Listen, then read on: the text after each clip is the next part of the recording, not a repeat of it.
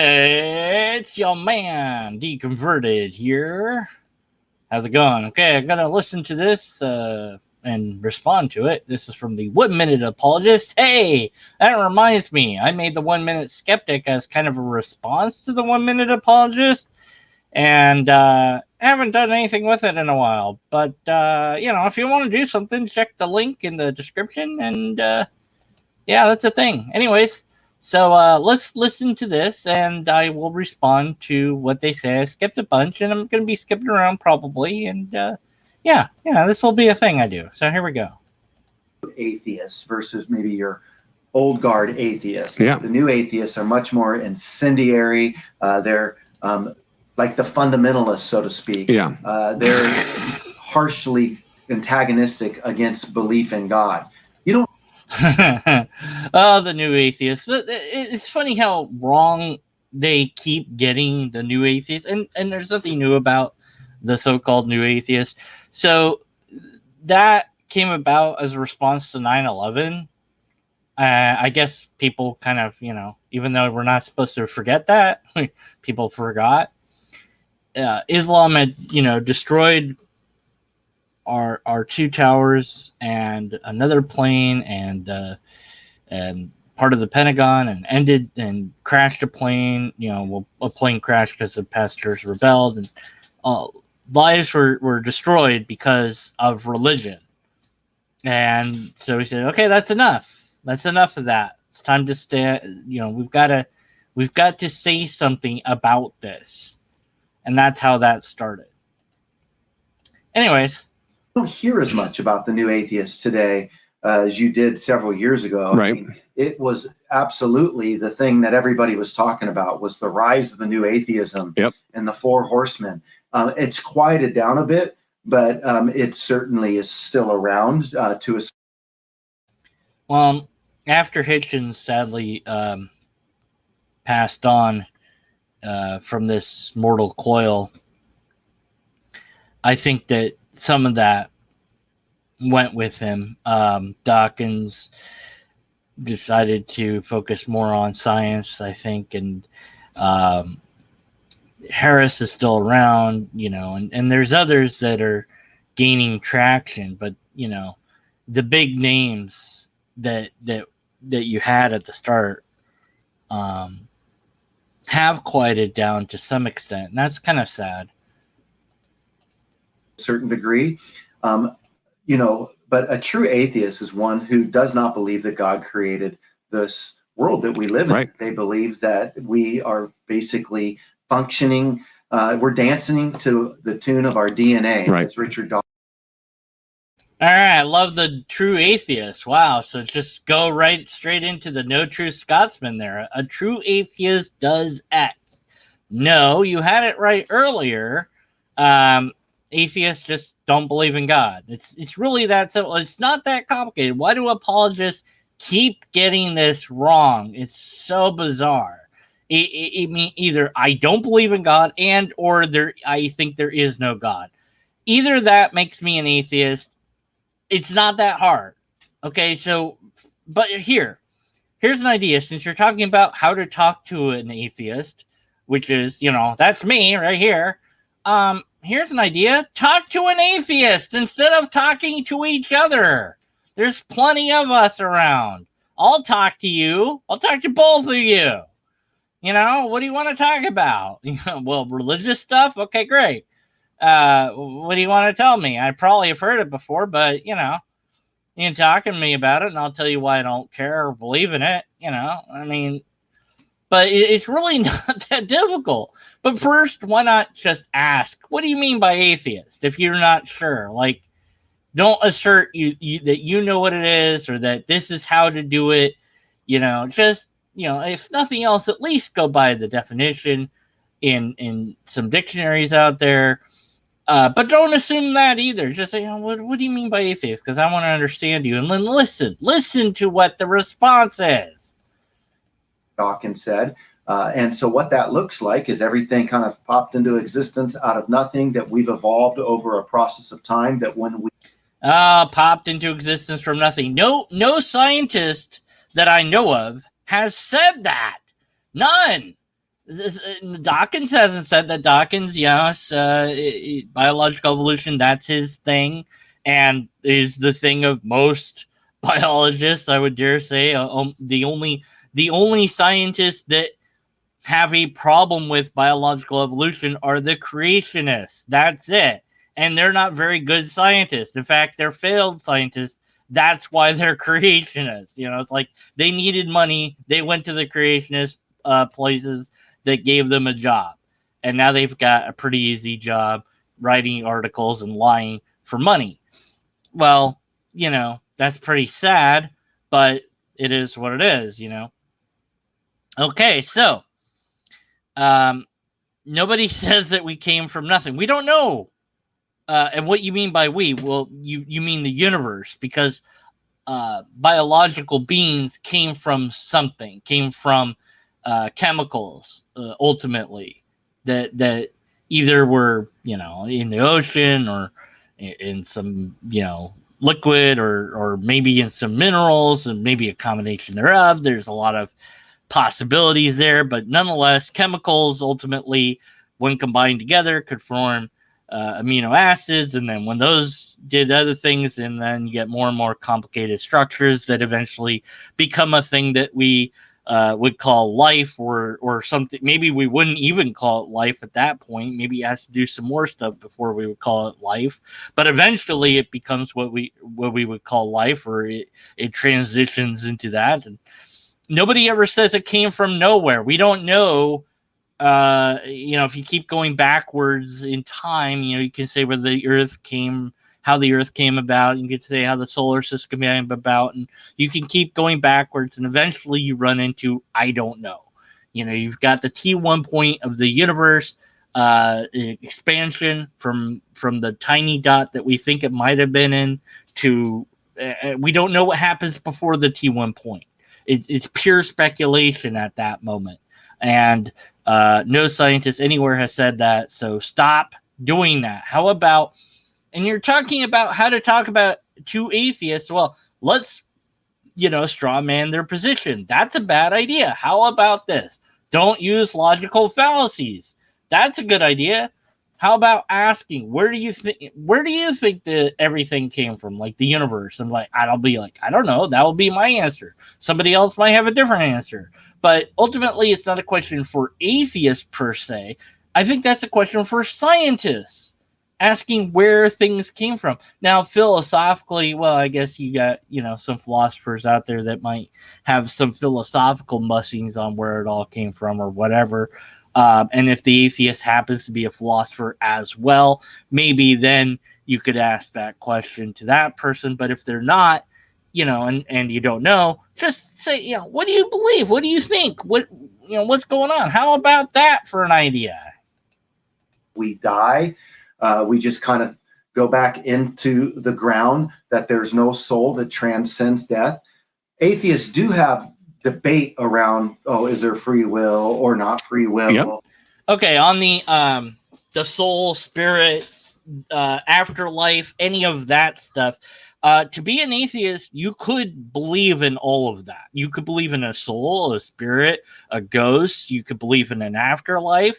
As long as you don't believe in God, you're an atheist by definition.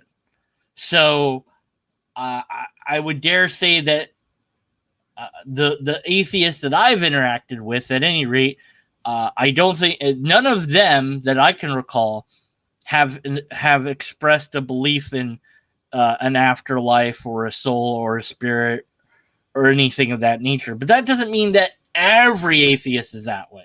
At best, you could say the majority, if you had some sort of survey about it or whatever. But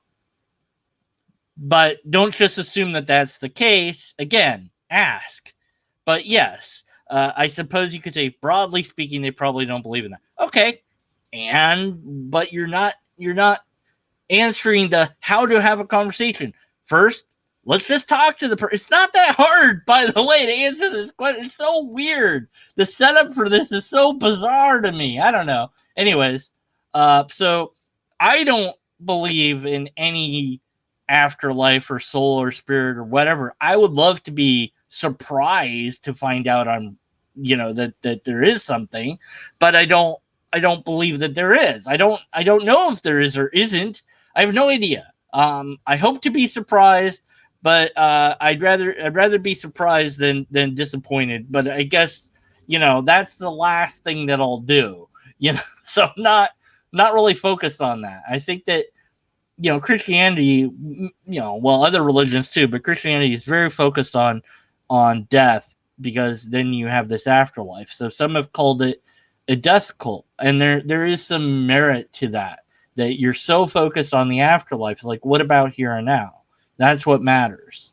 Whatever comes next, nothing we do here could, what could it matter to the afterlife? If the afterlife is longer than my life here, then what would I do here that would possibly matter for that realm? I don't know. Anyways. Yeah. They have debate over, is there objective morality or is there not objective morality? Oh, yeah. Free will, not free will, objective morality, subjective morality. I don't know. I mean, yeah, there's debates about that. I don't know if there's free will or not. I've defined free will to be the ability to do arbitrary actions. But if I proceed then to do something that I consider to be arbitrary, well, what was it that let me do that? Before I had the thought, hey, I need to demonstrate that I can do an arbitrary action, and then I do that arbitrary act. How does that work in my brain? I don't know. Some neurologist could, have all sorts of devices on my head and tell me right before you actually, did the arbitrary action, your brain already knew you were going to do it. But I'm like, I consciously didn't know that. My unconscious knew that. Okay, well, what's before under the unconscious? And there's these chemicals that zoom out to meet together to tell the unconscious we're gonna do this thing. But then what makes the chemicals? And you run into I don't know again. You run into who knows at that point, and that stuff's interesting. But I'm gonna rely upon the science to decide for me, not just philosophical mussing. The science isn't settled on the matter, so I don't know. And as far as morals, well, what ethics are you talking about? They always like to talk about morals being objective or not objective. What ethical system do you have? That's what interests me. What ethical system are you using? Because I can view that morals are objective in that they line up to that ethical system. But then that ethical system you picked, or maybe it was picked because of the type of person you are, that might be subjective. So you might not be able to ever get out of it being ultimately subjective on some level. But once you decide this is the rules, then that becomes the rules objectively speaking. Like, here's the rules of chess. Okay, you want to play chess? That's the rules. Oh, but I moved my piece the wrong way. Then we're not playing chess anymore. You broke the rules, okay? And so you broke the objective rules, and you can't do that. And in the same way, you can look at morals in that way. So, yeah, I mean, there's debates about it. And, okay, so you're trying to figure out, like, where is the atheist coming from? Well, you're not going to know because every atheist is different. Just like every theist is different. So it seems, again, the easiest way to resolve this is, I don't know, talk to some atheists. They have debate on whether or not we need to get rid of and eradicate all belief, or some would say, no, we need to be okay with people kind of, having beliefs. But what's I'm not sure about that debate. I've never heard that particular debate about whether we need to eradicate all beliefs. You might be saying all religion or something like that. And no, I don't think that, at least that I've heard, I don't think I've ever heard anybody say that we need to eradicate religion. Even the most anti-religious, the anti-theist types that I know don't think that we need to eradicate it. They just want humans to stop using it, which is very different. There is a difference because one indicates some sort of desire to erect laws or enact violence to destroy or what have you. Whereas the other is like, I just want people to stop doing this. There's nothing good, or the very little good from religion can be replaced by the secular. And so we don't need it anymore. Okay. And if we could just, end religion, if you will, by people allowing it to go away voluntarily, that yes, there would still be problems. We'd have one fewer problem at least. But I think that the way that you stated this is not an argument that I've ever seen. Maybe you have, and maybe some examples would be great, but again, not really sure what's this have to do with anything? I don't know. Okay. What's interesting is watching how atheists will even seek to, hijack things from the church. So now they got atheist church, right? Yeah. Well, the atheist churches, I believe the initial one was started by a couple different comedians that wanted to, as a joke, start a church, a secular church. It's a church without God. And they did. And it was successful. It attracted people, and it continued to thrive. And so copycats have arisen because of that. And they don't usually call themselves atheist churches. They usually call themselves like secular churches or whatever. There's a bunch of different ones out there. Let's see. Atheist churches. Let's see. Okay. Well, I mean, if you search for that, you might find some examples. There's one. There's North London. Sunday Assembly is one. Okay, so it's a non-religious gathering, basically. So they're essentially. I don't know. You could think of it as a club, I suppose. But is that stealing from the church? No, it's just, look, your idea works, so we're going to do the same thing. That's just copying. Hey, there's this idea of, that imitation is the sincerest form of flattery. So, but yeah, the thing works. It's just you don't lie to people. You don't pretend like there's an invisible thing that's going to eat them. And say, hey, look, it's time for money because we need money to keep this building here that we meet in to pay the rent. You don't go, hey, it's time to give money to God. You go, hey, look, it's time to pay our bills, right? Be our Patreon or something like that, right? So it's just secular churches are just a church, but it's more honest. Want to have songs and they want to read poetry and all that. So it's not one size fits all, and it's not monolithic. And that's one thing that I think to begin with. What type of atheist are you dealing with when you are going to engage your atheist friend? And so how would you determine what sort of atheist that you're dealing with in that? Yeah. What sort of process would you go through? Ask them. Me, I think that it's important to know that there's not a one-size-fits-all atheist. Just ask because them. See, this is what we do. If we're not equipped, we'll think every Muslim's a terrorist. Right. Right? Well, okay, we're not going to go down that. Well, no, let's go down that a little bit, because last poll I saw that polled Muslims, a very high percentage wanted Sharia law enacted, and that's pretty scary because Sharia law is very bad for non-Muslims. So that's not terrorism per se, but it is terrifying. Anyways, so I keep yelling, just ask the person, but anyways, whatever. Every Muslim's not a terrorist. Right. So we really get a faulty understanding. So we're fed news of a certain brand. And frankly, that's what the world gets of Christians too, right? Like we're all just these crazy fundamentalists. Right. And so. Look, not all of you are crazy fundamentalists, but a lot of you are crazy, But look, even if you're all crazy, that doesn't mean you don't have any good arguments. You don't have any good arguments, but whether you're crazy or not is irrelevant to that fact. See what I did there? I think that if we're going to be thoughtful, we need to just be inquisitive in our relationships. And I think that's where you really begin to build relationships anyway. So you don't believe it in God. Well, talk to me about that. I mean, and so you can begin to even engage what you believe that morals are objective. Do you? What does that have to do with God, though? I mean, okay, I know you guys keep tying God into morals and all this stuff, but one thing doesn't have to necessarily do with the other. Anyways, okay, yeah. Believe that that there's any hope beyond the grave.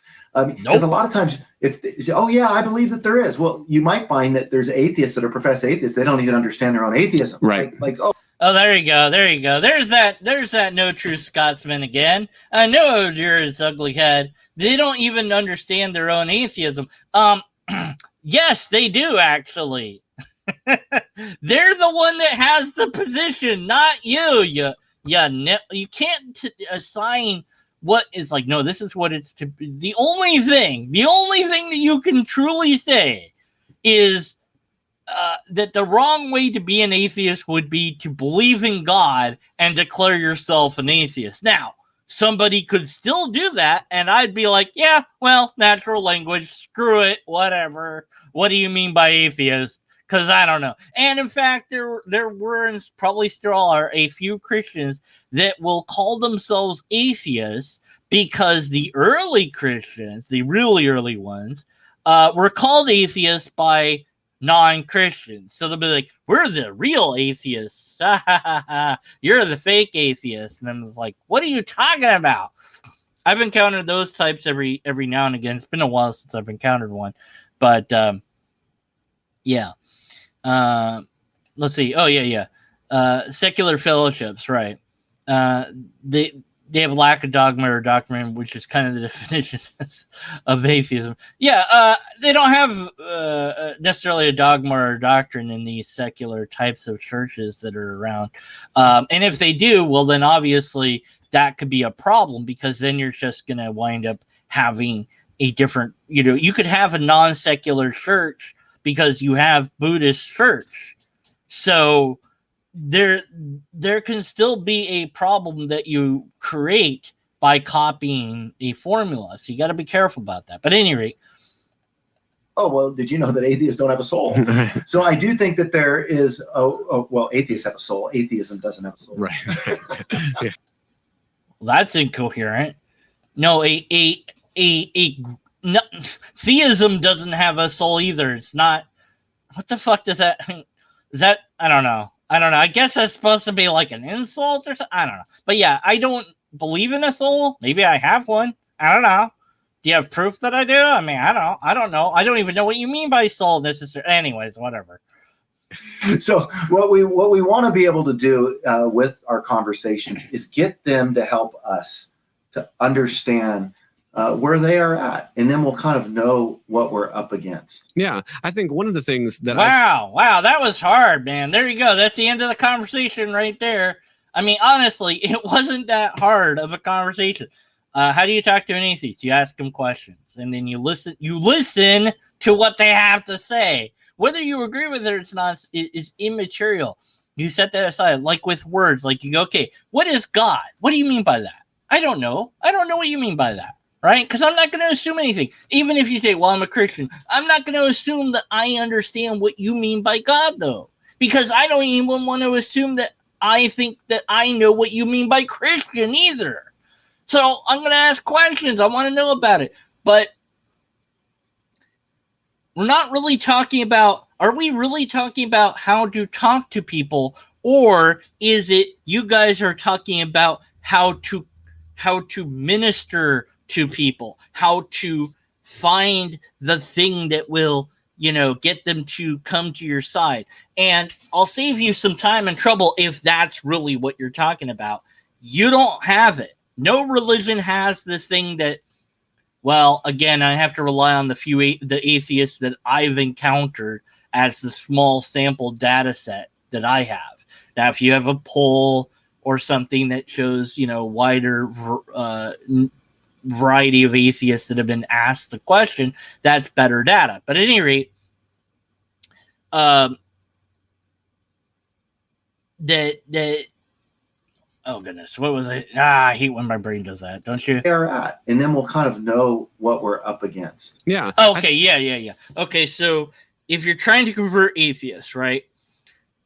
Atheists want something that no religion has, which is either empirical evidence and or a repeatable test. Broadly speaking, almost all the atheists that I've interacted with want something like that. And usually they say proof, or they say evidence, or they say, maybe sometimes, maybe sometimes they don't know exactly, but it does seem to boil down to, I don't want another argument.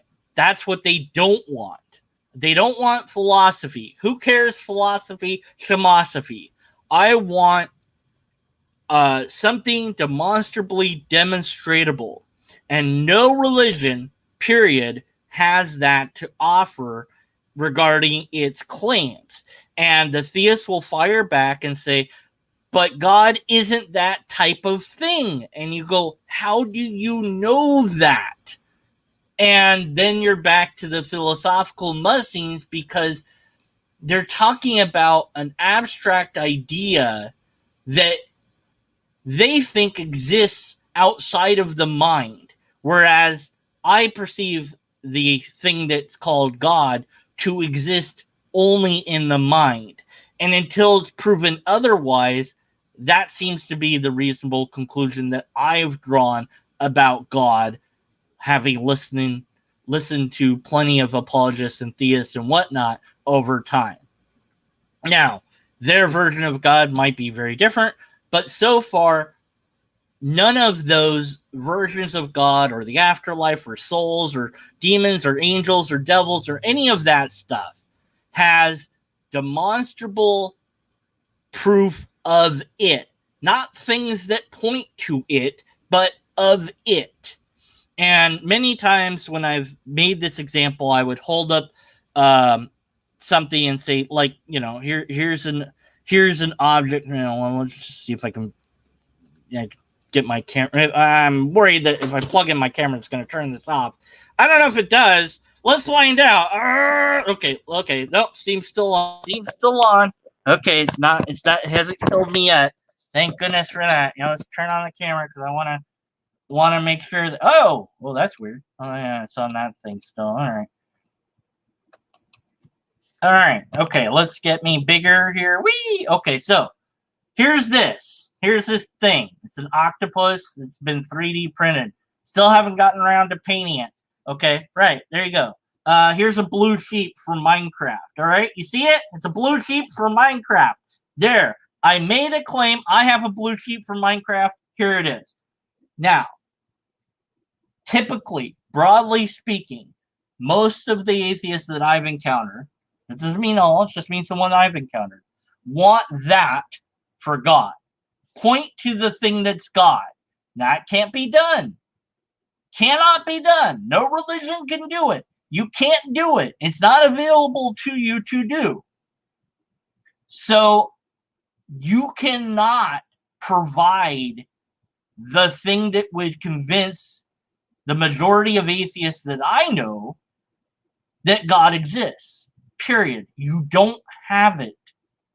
So if you're looking to try to figure out some way to convert them, it's not going to happen. You don't have the thing that would convert us. You just don't. Why is that? So you're going to have to go and examine epistemology. You're going to have to look at that and think, okay, the theistic epistemology is this.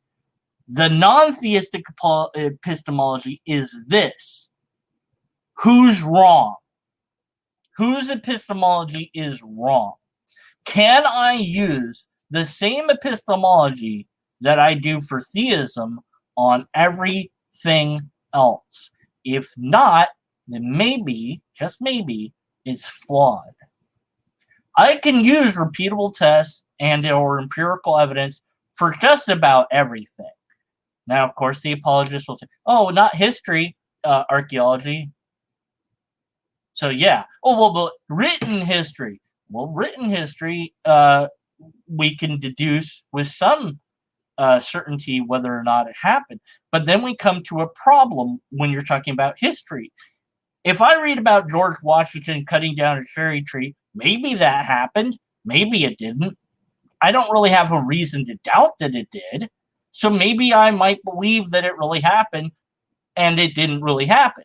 But I can be skeptical of it, no harm in it. I could even be skeptical of George Washington, no real harm there.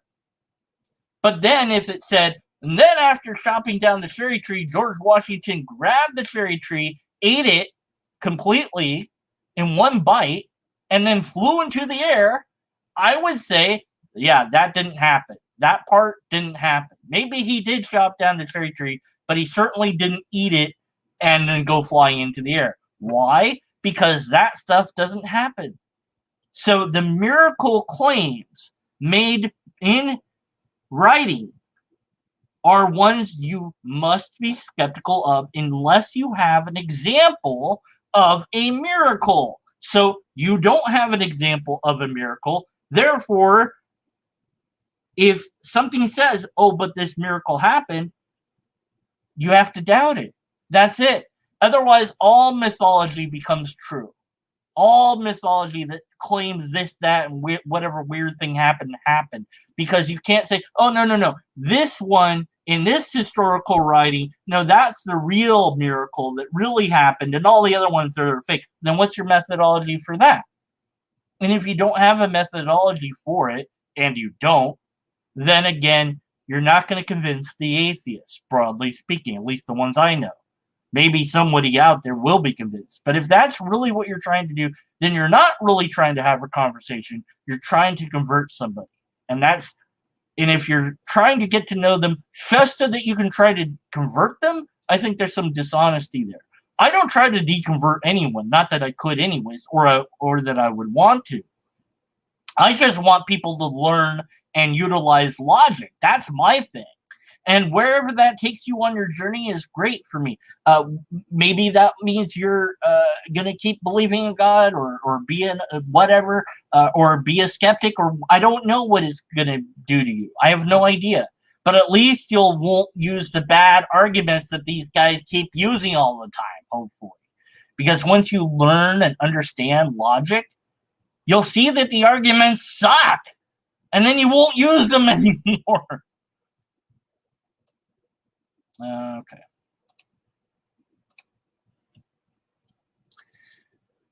Whew. Back to this.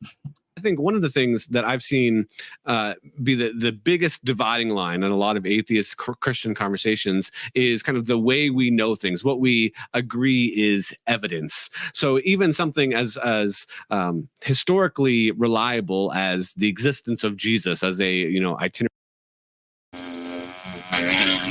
What did I just say? Everything I just said came to pass, didn't it? The whole little spiel I just went on.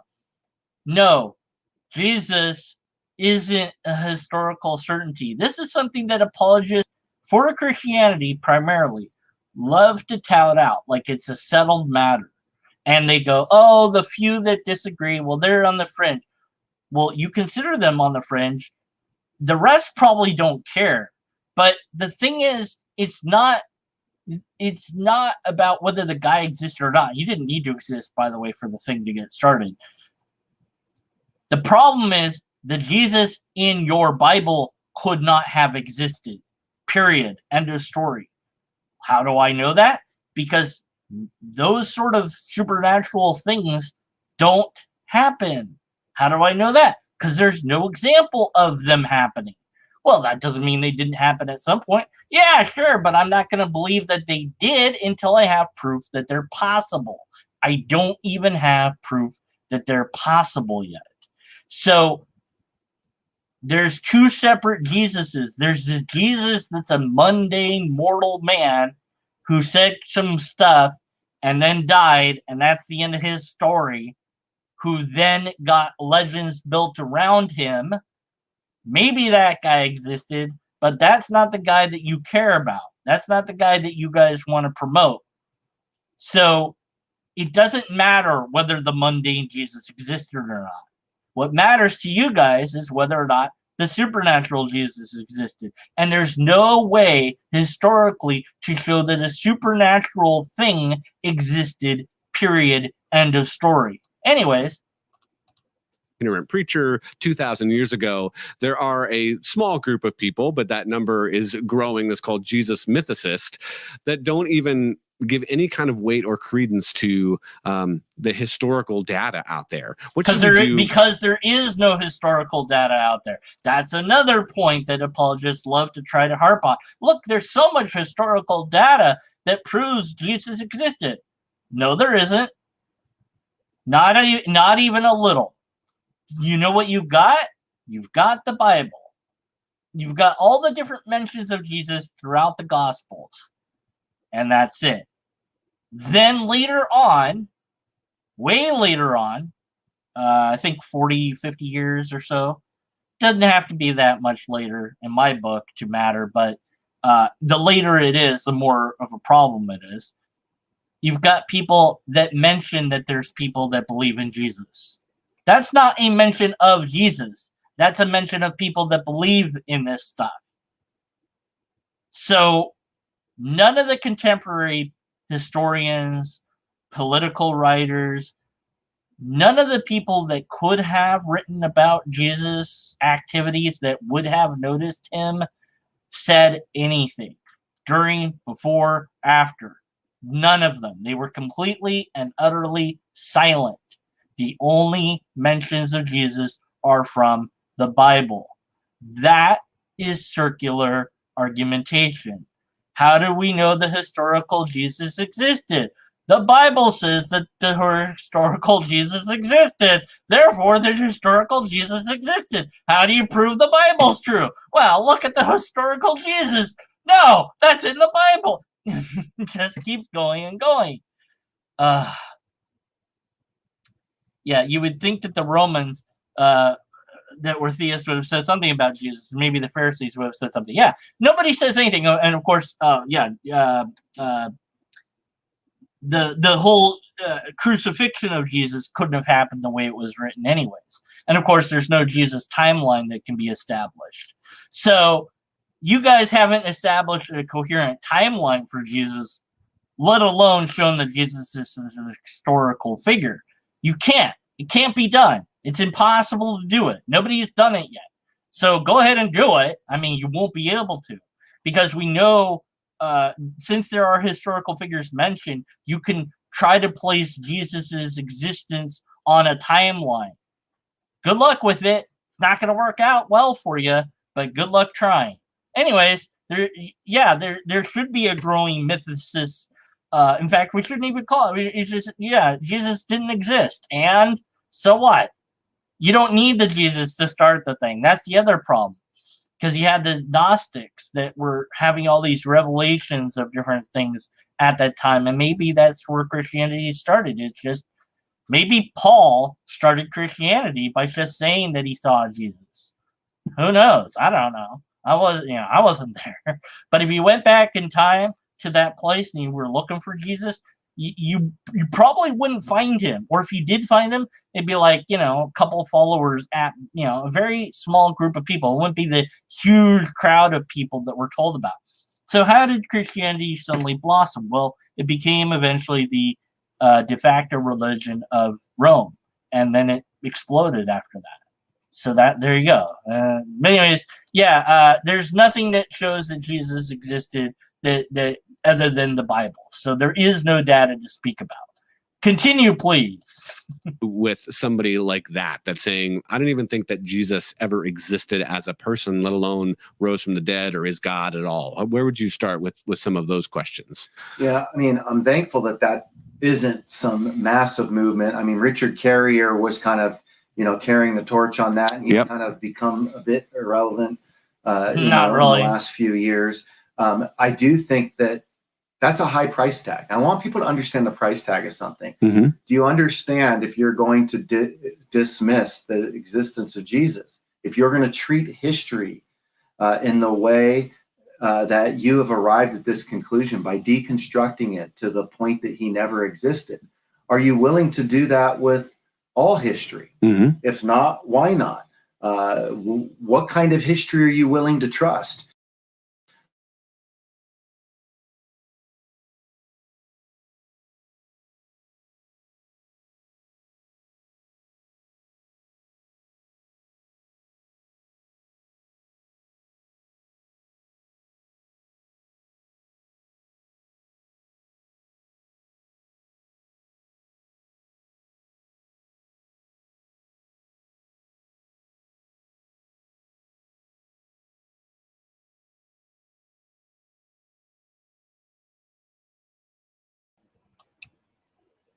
Okay, am I back? Okay, internet decided to suck for some reason. So am I still here? Am I still alive? Do I still exist? I don't know.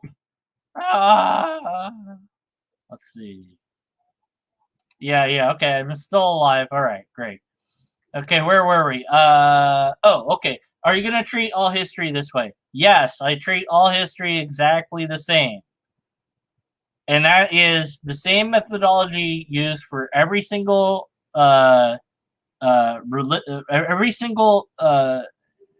written thing should be the same. Yes. And what that means is I go, okay, does the thing say, X, Y, and Z happen? Yes. Could X, Y, and Z happen? Yes, it could. All right. Could be true. I don't know if it is true, but it could be. All right. Does it say X, Y, and Z have? Does it say A, B, and C happen? Yeah. Is A, B, and C possible? As far as I know. Therefore, I'm skeptical of it. Same exact methodology. And what that means is, regarding your Jesus guy, because of all the miracles attached to him, that guy didn't exist. And whether there's a mundane Jesus existing is irrelevant. Who cares? Because that wouldn't matter, would it? If you prove that Jesus did exist, but he's completely mundane, he's a mortal man, that would be the end of your religion, wouldn't it? Of course, you'd make all sorts of apologetics, I'm sure, but it would be the end of it, wouldn't it? Right? If you were able to go back in time and see that Jesus was just a guy, just normal guy that died, and that was that, and he didn't do miracles or any of that, you would go, well, I guess I was wrong. You could still believe in God, I suppose, and then you went back in time and tried to find God and you don't find God. Well, then what? Right? But yes, I use the same methodology for your so-called historical documents as I do any other historical documents. They have things in them that are supernatural. I call that myth. Therefore, this is a myth story. It's that simple. We have a bunch of opinions on who Jesus was. I mean, we can have an event take place where there is a shooting by a police officer, for example, of somebody. And you're going to have multiple opinions on that one story by the time the evening news hits. Yeah. Right. And that's and that's something where if you have video, it kind of settles the matter. But if you have video and you have to make sure it's unedited and unaltered, right? And that should settle the matter. But you're still going to have opinions of it, right? Sure. That's with modern technology, though. We didn't have that back then. So then that brings up this question of why the bleep didn't Jesus sit down and go, okay, guys, here's how to make a video camera. Here's how to record me for future generations, because they're not going to believe this stuff. They're not going to believe any of this happened. Yeah, whatever. So we shouldn't be surprised that we have to do a little bit of historical investigation. But I don't think the answer is to dismiss history as reliable. I think that becomes... Well, you don't have history. You have mythology. And it isn't reliable because it talks about supernatural elements that are not proven to be even possible. So you want your book treated differently than all the other mythology books that are out there. I'm not going to do that. You asked for consistency. I'm being consistent. You aren't. It's very problematic. So I there hate is that word. kind of the main thing that you and I would turn to kind of evidence the life and death and resurrection of Jesus would be the scriptures. That's and it. you often get a dismissal of, well, that's just testimonial evidence. It's not even testimonial evidence. It's hearsay from somebody that had somebody else that supposedly saw it. So it's like third or fourth hand written stuff, but it's a story. Even if you had the direct person write down themselves what they think that they saw, that still doesn't mean that they actually saw it. There's a huge problem here. You guys, whatever. I don't know. This is way off topic of how to talk to an atheist, but okay, whatever, I guess. Like, this is how to prove Jesus existed. You can't do it. It's impossible. Not your Jesus. Like, So how would we deal with some of those kind of claims? We're talking to somebody that's like, yeah, but that's just stories that were written down many years after the fact. So how can any of them be reliable? We don't even know if Matthew, Mark, and Luke were the ones that actually wrote those things. How would we address some of that? And I'm asking that specifically because I think we could get people fairly easily to the existence of God, some kind of higher power, some sort of being, something beyond nature. And I think that would be something that we can discuss a little bit more. But I think that idea of historical, like revolving around Jesus, is probably where a lot of people are going to really dismiss sort of the evidence. Because you don't have evidence. You have a story. That's not evidence. The story is not evidence of the story. It's a circular. Oh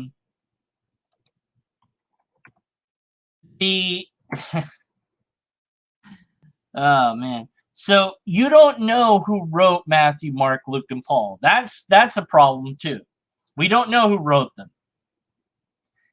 Not only that, but I've posed this question to Christians over and over again, and I've yet to get a straight answer. When, where, and who found the different fragments of the various scriptures of the Bible? So, where were the Dead Sea Scrolls found? Who found them? When? They don't know the answer to that. Most of them don't. And they'll say, well, it's online, you can do the research. I'm like, yeah, but that's not up to me. I don't care. The point is, you should know this, shouldn't you? This is like the most important book of all time. Shouldn't you know how it came to be? What about these non-canonized works? How did they decide canon? Who decided canon? Where was that done? What was their methodology? What was that group called? No answer to that. You don't know who wrote any of this, period. That's fact. You don't know.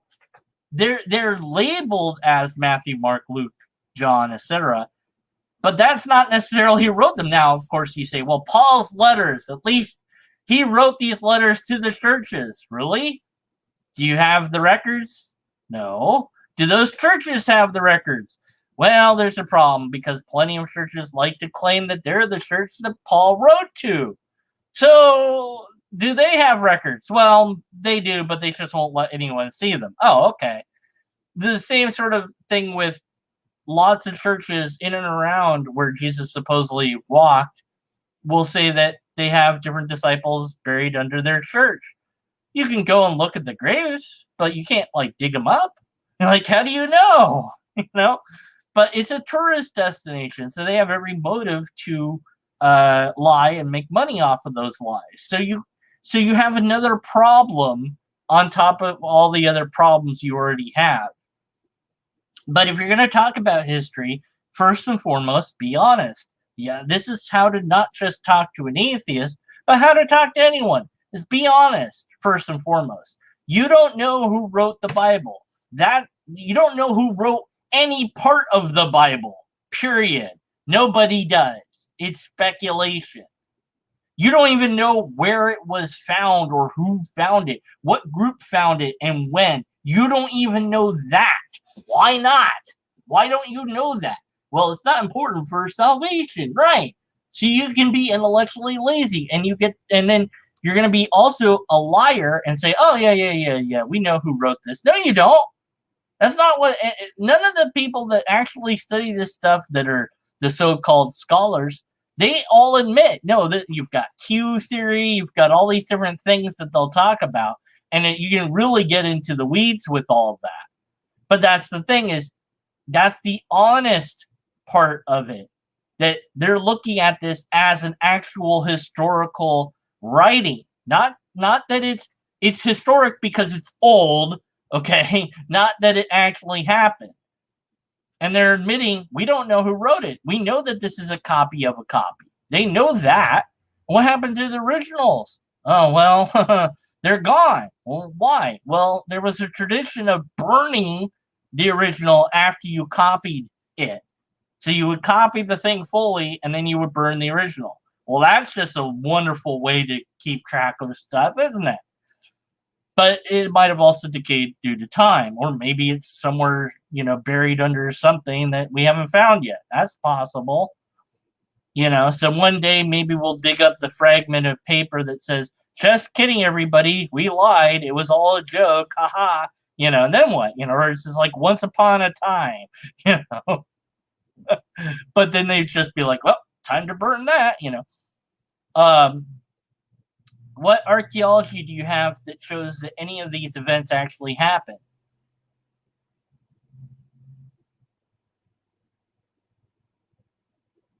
So there's very little to anything there, right? So yeah, let's be honest. This isn't historical. You don't know who wrote this stuff. You don't know when it was found, where it was located, who found the fragments of what, and where are those fragments kept now? Oh, yeah, because they're in some museum somewhere, some of these stuff. But how much of the Bible do you really have? Of the New Testament, at any rate. The Old Testament, the Torah, you have a lot more of that, because the Jewish people were better with keeping the Torah. Oh, and by the way, why is the Torah slightly different than the Old Testament? Yeah, okay, anyways. Well, it's interesting. So I think we would have the cart before the horse a little bit, my approach, apologetically. Now, we're talking about how are we going to help an atheist, right? But we're a little bit on the defensive, right? Like, well, how are we going to deal with the questions they ask us? Yeah. So which way do we want to go here? So I would say if it's me talking to an atheist, like I said, I'm going to find out where they are. Yep.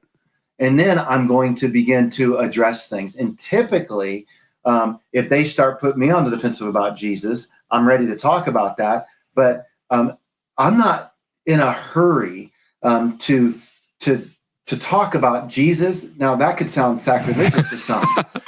That's because we have a problem here. An atheist doesn't even believe in God. Yeah. And so I want to be able to talk about arguments for the existence of God. So I'm going to talk. All right, so you're really not talking about how to talk to the atheist, which is what I said earlier. I suggested that might be underlying this whole discussion is this isn't how to talk to somebody, because that's an easy conversation. Well, actually, it's not that easy of a conversation to have per se. It can be complicated because communication is an interesting and sometimes complex thing, but also it can be fairly simple and straightforward. It just depends on how deep you want to dig, right? How do you talk to a theist? Hi, how's it going? What's up? What are you doing? I mean, it's not difficult, right? We have some intuition regarding conversation. What you're actually talking about is, how do I defend my faith? How do I be an apologist to this poor lost soul of an atheist? How do I convince them that they're wrong and I'm right?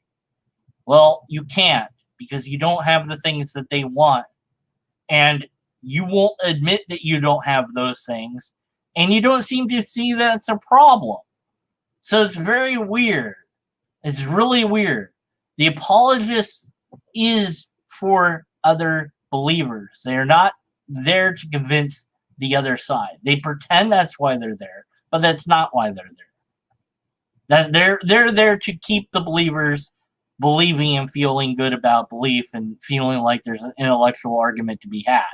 There isn't. The arguments for God have one or more logical fallacies. Now, I haven't seen all of them, but all the ones I have seen do. So yeah, you want to get to the point where you start to argue for God. Well, go on then, do that. I don't care, but go ahead. I'll tell you what logical fallacies you have, and then you'll ignore that, I guess, because that's what apologists do. Talk about some of these classical arguments, like why do I think God exists to begin with at all? Right. And so therefore I'm going to talk about the moral argument. I'll talk about fine-tuning. I'll talk about the cosmological argument that. All right, so these are the classic go-tos. So, geez. Morals have nothing to do with God's existence. Period. End of story. They're a human thing. Other animals also have morals. And then the question is, what ethical system are we talking about? Because humans have different ethical systems. Do animals have different ethical systems? I don't know. I mean, that would be an interesting thing to try to figure out. And that's kind of in the realm of philosophy to some degree, to figure all that out. Great, wonderful. But the moral argument essentially rests upon this weak, wonky foundation of morals are X. X can only be true if there's a God.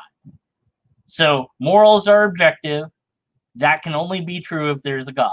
And if there's no God, then they can be subjective. And if they're subjective, that's really, really bad. And we don't want that. So therefore, it can't be that. So it's got to be that there's a God. No. Even if morals are objective, that doesn't mean that we didn't make them objective or that we're not pretending they're objective.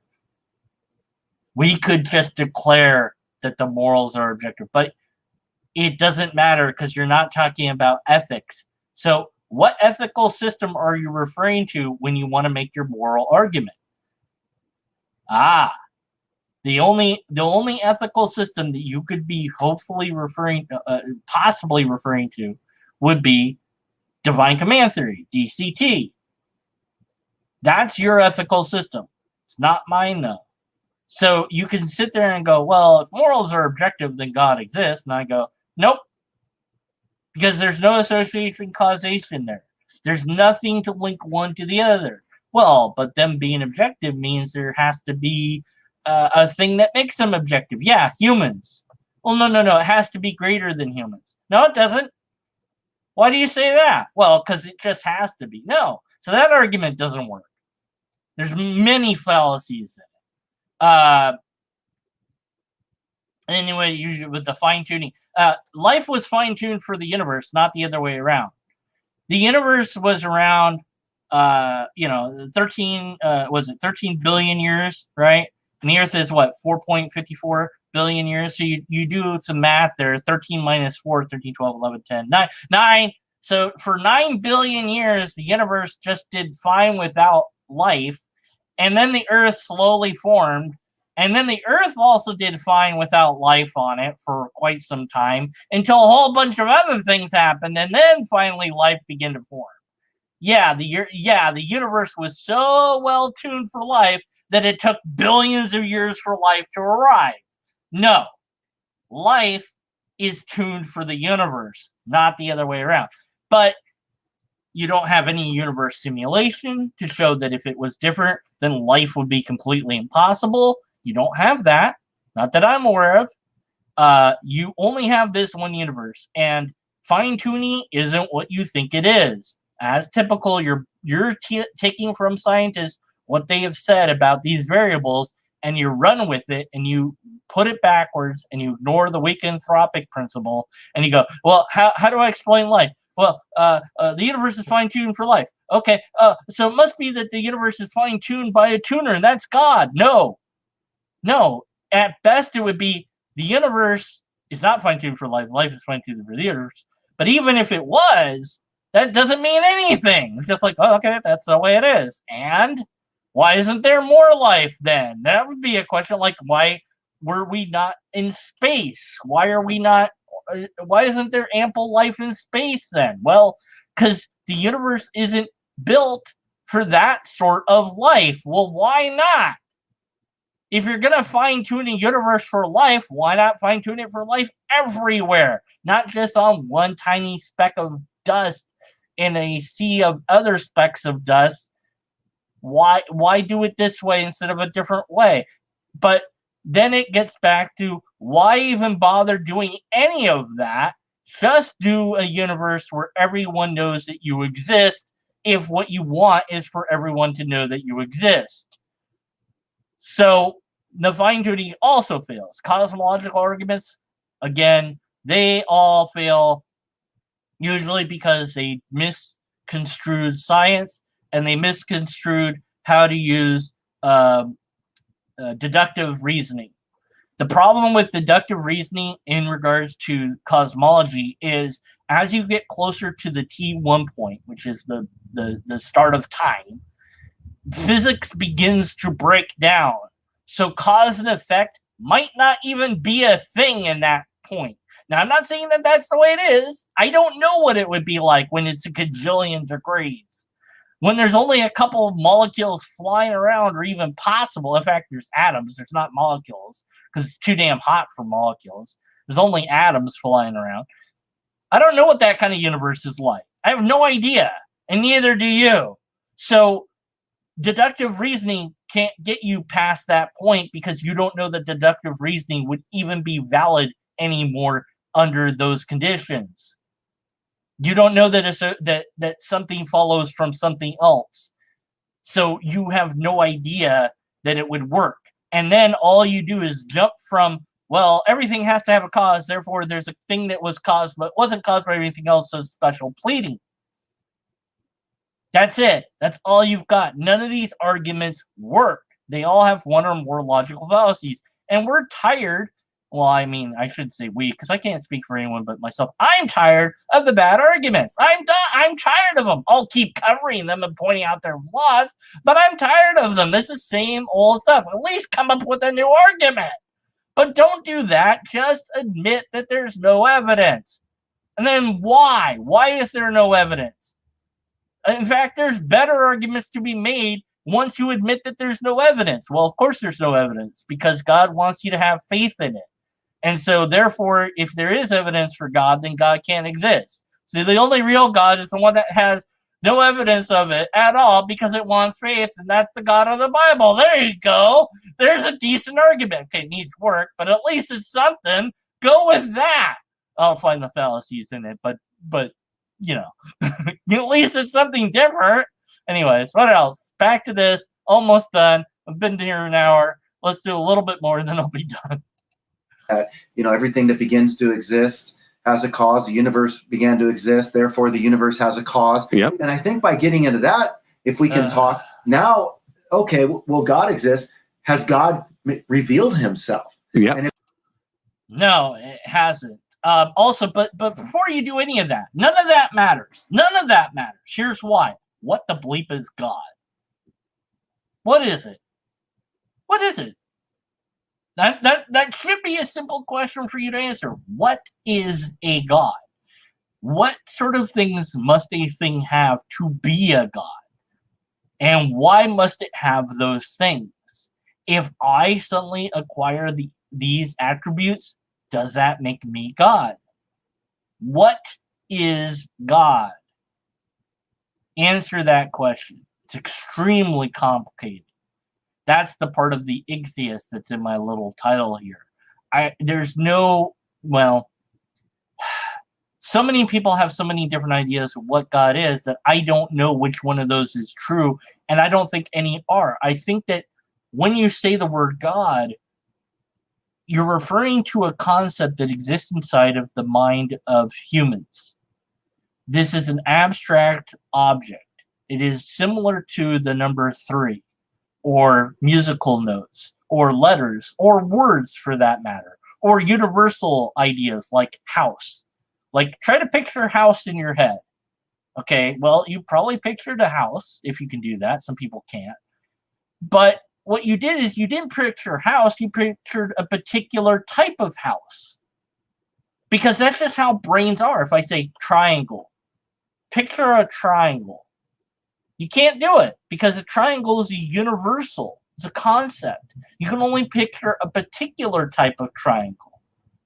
You can't picture the universal triangle. So is God a particular or a universal? Or is it neither? Or is it both? I don't know. Depends on what you say God is. And that's what it all boils down to, is you asserting what God is. Not God saying anything about it at all.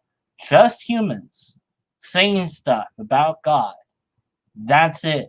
If there's an actual God, it hasn't said anything in a long, long time. And it's not going to anytime soon. And those that claim that they've heard from God never prove that they actually do.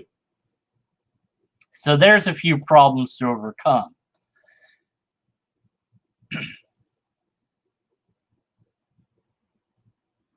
But having said all of that, even though the number 3, the letter A, musical notes, they don't exist except in our minds. We can talk about them, we can draw them, we can explain how they function to each other.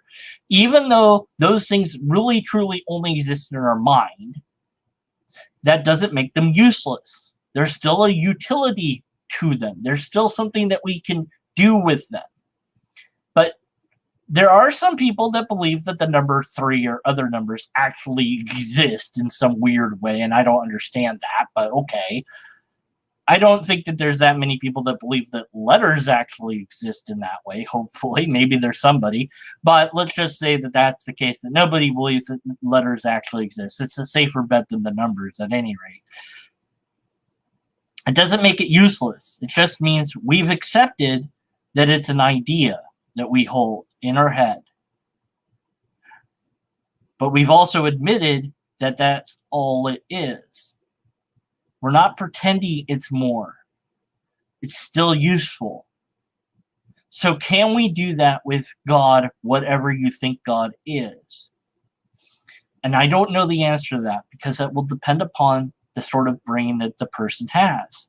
Maybe their brain is such that they can't think that God is not real, that they have to think God is real, and that they can say, well, maybe God could be like the number 3, but I don't believe that. I believe that God is real, and I don't even know why I believe that, but I do recognize that it's a belief, and that person that gets to that point is extraordinarily honest about their belief. They've admitted it is a belief, that it's a faith, and that they don't have proof for it. That's not the apologist, though. The apologist pretends to have evidence, which of course is never evidence, but always bad arguments. Apologists, essentially, you could say, are conning us. Maybe they don't know that they're conning us. And that's not to poison the well, it's just an observation. I could be wrong, though. Let me know if you think I am in the comments below. All right, so yes, comment below on this. Once it becomes a video, doing so helps the thing on YouTube. By the way, I recently lost 3 subscribers because I talked about free speech. I guess those 3 people don't like free speech. I'm going to complain about this now. Not for long, though, because I don't want to lose anybody else. So yeah, it's a thing that happened. It is annoying. So please help me to get more subs somehow. And maybe if you comment in the comments, like, it will happen. I don't know. I'm not sure how YouTube works anymore, to be honest. I don't know if I ever knew. I'm done talking. It's been an hour. Goodbye, everybody. Let me know in the comments. Poke comments. If I don't see Jip Person, come as you are. Richard Madison. Who else was here? Well, Deacon for the Man, but I guess I'll...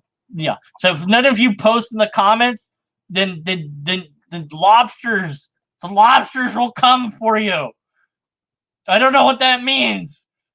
It's a threat. Yes, it's a threat. It's an ad belly. Turn off the thing. I don't want to turn off the thing. I want to keep going. No, stop now. Stop. No, nothing can make me end this broadcast. No.